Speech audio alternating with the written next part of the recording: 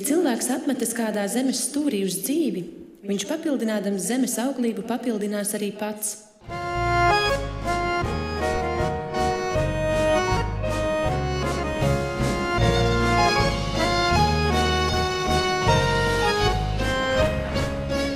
Zāles paaugās garākas vienā stundā, un cik ātri tās stiepās varēja redzēt no zemēm, kas bija vēl uzķērušās to galos.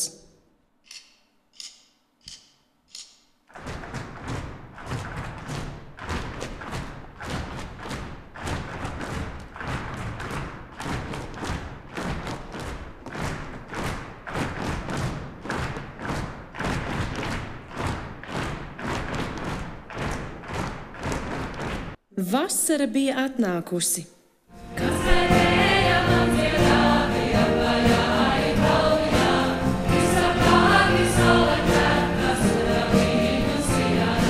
Piepeši liels pērkonas spēriens nodimdēja taisņais dārs.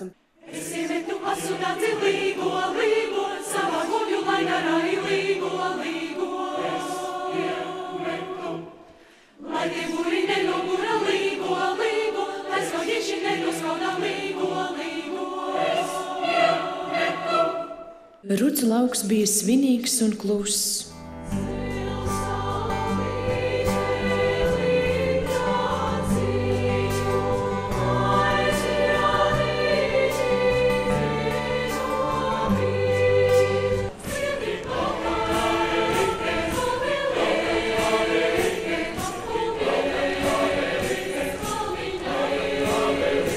Nebija arī augstu jākāp, jo zari bija tik zemu dažām noliekušies, ka āboli atstās ļaudīm pret pierēm.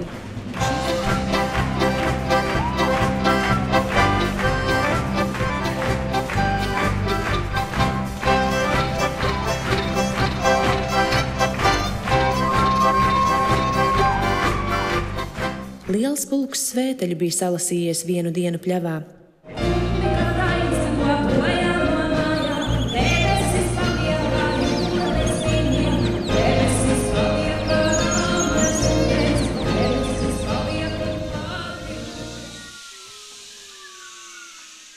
Ļaudis ievilkās savās istabās, un kā ceļotāji stiprā kuģī izjūta pat mīlīgu baudu, zinādami, ka neaizies bojā visstiprākā aukā.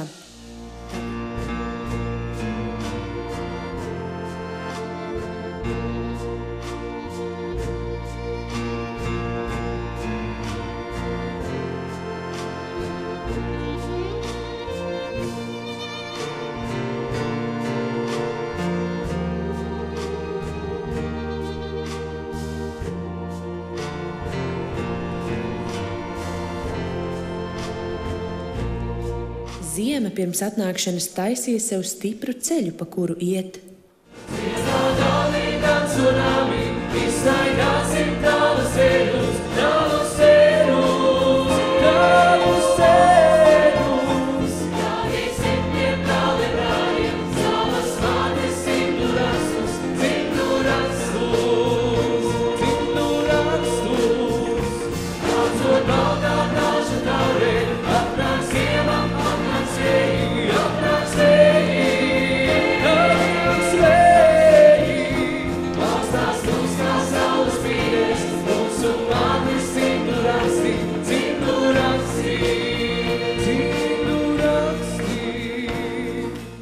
Ļaudis salīda pa istabām, un lielajai krāsnī kuroties, visi sagāja pa to kā bērni platu sievu. Un iesākās pasaku stāstīšana, kas rita kā pavadiens no milzu kamola, nekad nevarēdams beigties.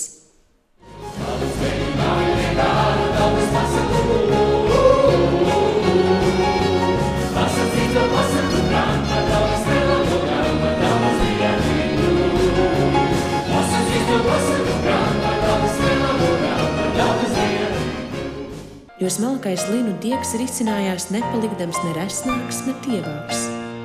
Un tas pats nekļūdīgais mērs, pēc kura ritēja debesu spīdekļi, slēpās arī vērpēju pirkstos.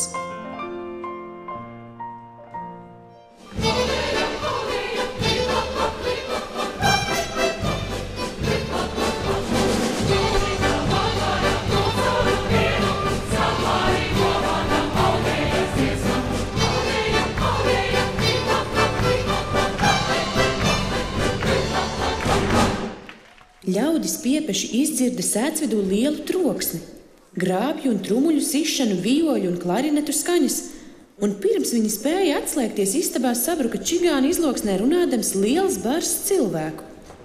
Neviens nebija pazīstams.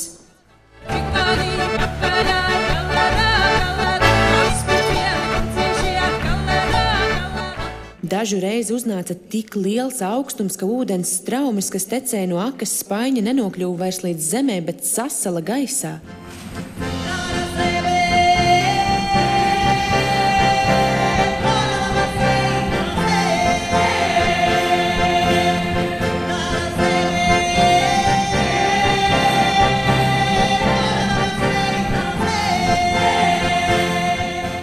Caur vārtiem, pāri sētām un no gaisa nākdams, pavasaris atkal iegāja sēcvidū.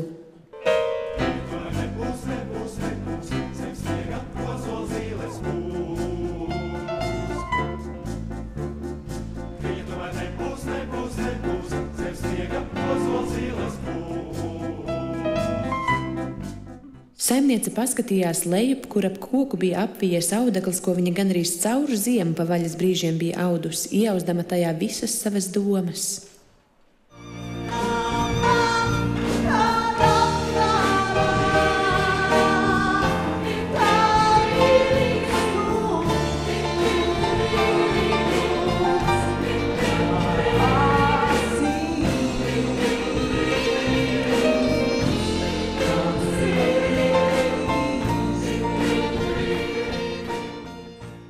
Es domāju, ka arī dalībnieki uzgavēlēs brīnišķīgai publikai.